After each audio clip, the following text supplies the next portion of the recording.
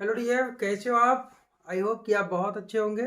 Income tax में आज हम लोग डिडक्शन की स्टडी कर रहे हैं। 80G का डिडक्शन हम लोगों ने किया। इसके बाद डिडक्शन जो है वो 80GG का है। आप नोट कीजिए,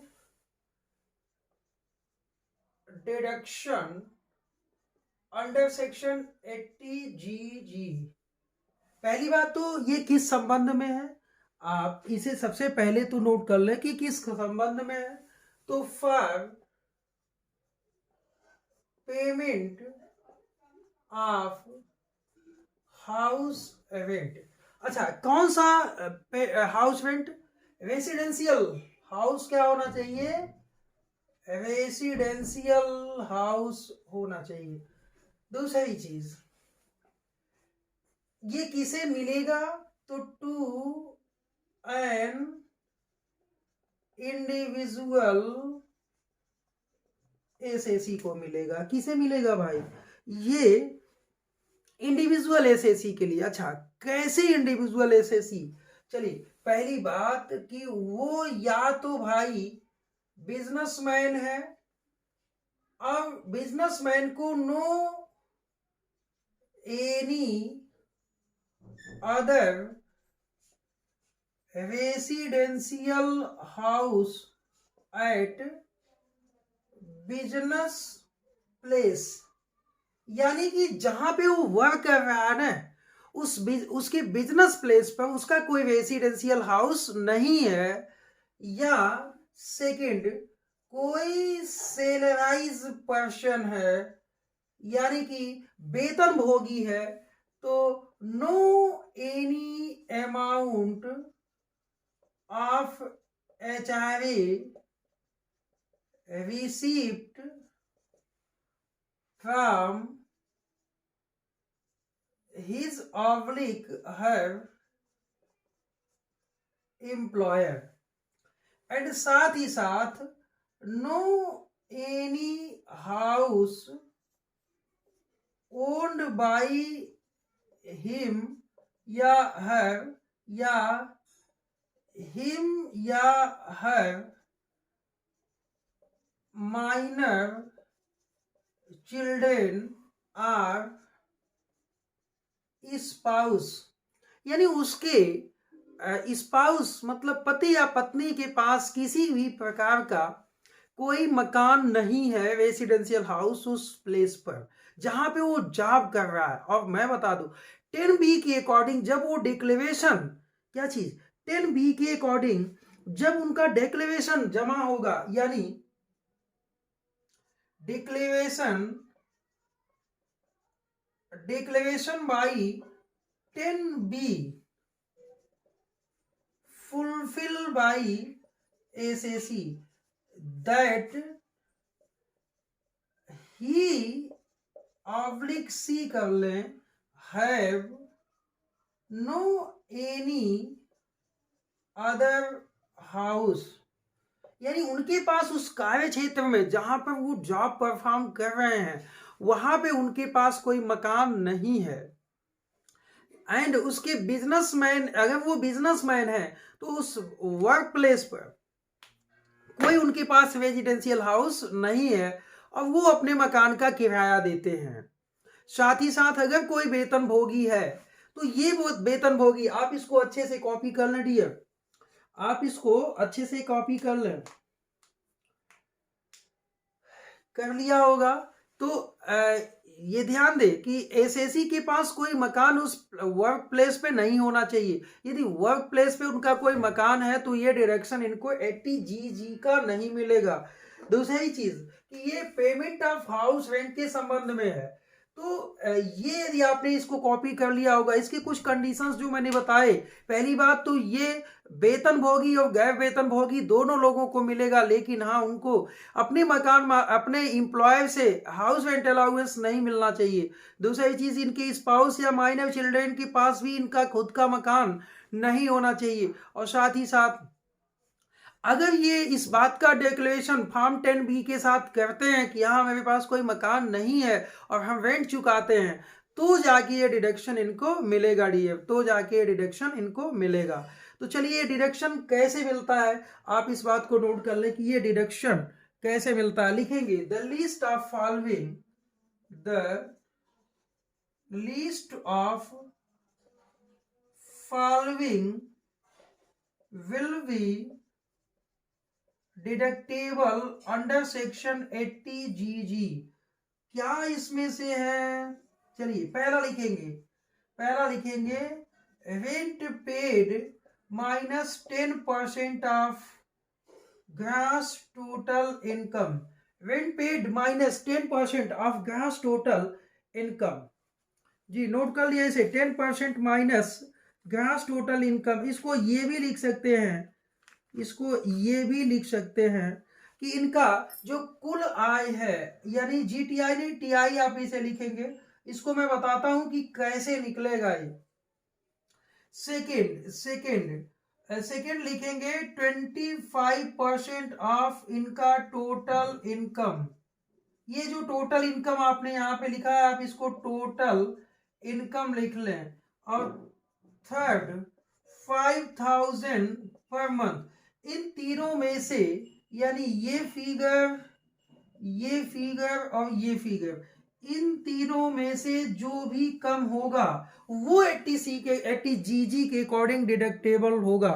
तो यहाँ ये आपको ध्यान देना है कि ये जो 10% निकालेंगे वो कहां से निकालेंगे, टोटल इनकम। तो यहाँ पे लिख लें नोट, टोटल इनकम का मतलब क्या होगा, तो ग्रॉस टोटल इनकम में से less deduction 80C to 80U without 80 GG।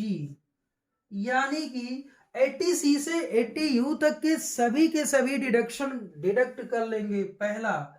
Second LTCG और third STCG under section 111A मैंने स्पेसिफाइड किया है। ये तीनों डिडक्ट करने के बाद ये जो आएगा इसका 10% और इसका 25% यहाँ पे लिया जाएगा, जो बातें मैंने बताया है आपको कि यानी ये 25% निकालने के लिए ये चीज आपको निकालना बहुत जरूरी है डियर। तो ये आप वर्किंग नोट में इस बात को लिख लें कि 80 GG का डिडक्शन आप कैसे निकालेंगे। तो 80 GG के टर्म एंड कंडीशंस है कि एक इंडिविजुअल को मिलेंगे, और साथ ही साथ कि अगर उसके पास कोई मकान नहीं है कार्य क्षेत्र के जगह पे जहां पे आप बिजनेसमैन है, तो उसके पास कोई मकान नहीं है और वो रेंट चुकाता है, तो ये रेंट जितना चुकाया है इसमें से 10% ऑफ टोटल इनकम माइनस कर लेंगे। तो 10% ऑफ टोटल इनकम माइनस कर लेंगे, प्लस ये 25% ऑफ टोटल इनकम। तो ये हमने टोटल इनकम इनको घटा के कैलकुलेट किया है, और 5000 पर मंथ ये प्रोविजंस में है। तो आपको 80 GG का डिडक्शन पता चल जाएगा। चलिए नेक्स्ट इसमें जो कैलकुलेशन है कि एक छोटा सा न्यूमेरिकल प्रैक्टिस आप सॉल्व कर लीजिए तो आपको अच्छा हो जाएगा। तो चलिए मैं न्यूमेरिकल प्रैक्टिस बताता हूँ इसको मिटा के। डियर स्टूडेंट्स, आपको एक क्वेश्चन बताते हैं, लिखेंगे मिस्टर राम की ग्रॉस टोटल इनकम, यानी gross total income of mister Ram is 8,20,000। 8,20,000 mister Ram की ग्रॉस टोटल इनकम है। ओके, मिस्टर राम की ग्रॉस टोटल इनकम 8,20,000 है। ओके चलो ठीक है। फिर क्या है, 22,000 लिखा हुआ है बुक में। उसके बाद वह दिल्ली में एक किराए के मकान में रहता है और 10,000 मंथली किराया चुकाता है, यानी rent paid at Delhi of residential house 10,000 per month. ये आपने कॉपी किया जी। चलिए फिर क्या कहता है क्वेश्चन, 80D और 80C के अकॉर्डिंग इनको 10,000 एंड 12,000 का डिडक्शन मिलता है, यानी 80D एंड 80C के अकॉर्डिंग 12,000 एंड 10,000 का डिडक्शन अलाउड है जो इनको मिल रहा है। चलिए ठीक है, फिर इनको क्या कहता है कि 80GC के अकॉर्डिंग इनका डिडक्शन निकालिए। Calculate the deduction under section 80GG। मैंने साफ कहा कि ये सपोज कर लीजिए कि मिस्टर एक्स के पास कोई और मकान नहीं है, तो जब कोई और मकान नहीं है, दिल्ली शहर में किराया चुकाते हैं ये, तो लिखेंगे the list of following will be deductible under section 80GG। क्या है भाई? पहला मैंने क्या बताया था आपको? Rent paid over 10% of total income. तो रेंट कितना पेड किया है? देखो आपने रेंट पेड किया है 10,000 पर मंथ, तो 10,000 पर मंथ इंटू 12 तो 1,20,000, तो ये तो आ गया। लेकिन टोटल इनकम निकालने के लिए हमें वर्किंग नोट को जाना होगा।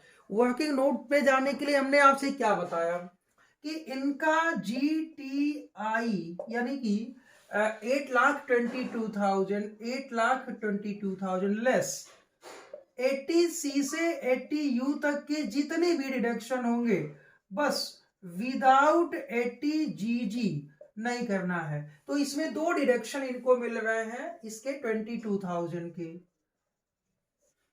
यानी ये 8 लाख रुपए आ जाएगा।